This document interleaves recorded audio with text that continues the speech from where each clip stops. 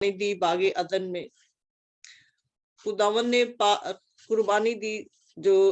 یہ جو sacrificials for atonement set up خدا نے خود کیا باغ عدن میں، جب اس نے ماں ہوا اور باپ آدم کے لیے 2 بروں کی قربانی دی، ان کو ڈھانپنے کے لیے، ان کو بچانے کے لیے، ان کو زندگی دینے کے لیے، کیونکہ انہوں نے وہ اگر اس گناہ سے انہوں نے مر جانا تھا، اس لیے خداوند نے سب سے پہلے قربانی خود دی۔ پھر خداوند نے اس کو مطلب پرومس کیا کہ وہ آئے گا اور عورت کے پیٹ سے وہ آئے گا، عورت کا فروٹ، جو the fruit of the seed of the woman which is he said وہ عورت میں سے ہو کر آئے گا اور وہی اس کا سر کچلے گا، اور میں عورت اور شیطان کے درمیان میں اسی کے وسیلے سے میں دشمنی ڈالوں گا۔ تو خداوند اس چیز کی پرومس کر رہا تھا، خداوند ایک مسیحا کا پرومس کیا، جو مسیحا یسوع مسیح میں خداوند نے اپنا وعدہ پورا کیا ہے کہ اس نے خداوند یسوع مسیح کو بھیجا تاکہ وہ اس برے کا لہو جو اٹونمنٹ کے لیے اس نے بہانا تھا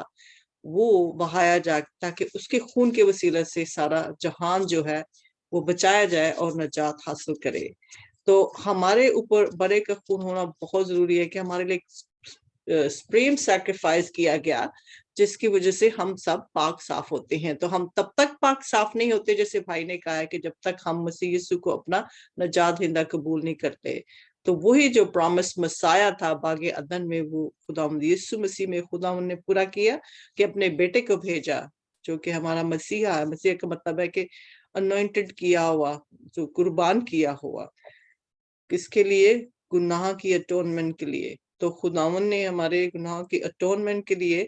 مسیح یسوع کو قربان کرنے کے لیے زمین پر بھیجا۔ ہم اس چیز کی خوشی نہ مناتے رہیں، جیسے بھائی نے کہا ہے کہ کپڑے خرید لیں اور اچھے اچھے کھانے پکا لیں، لیکن جو خداوند کی کام ہے، خداوند کی کام جو خداوند کی مرضی ہے، اس کو نہ پورا کریں تو ہمیں تب تک نجات حاصل نہیں ہوتی۔ تو ہمیں آج سب نے اقرار کرنا ہے کہ ہم مسیح کو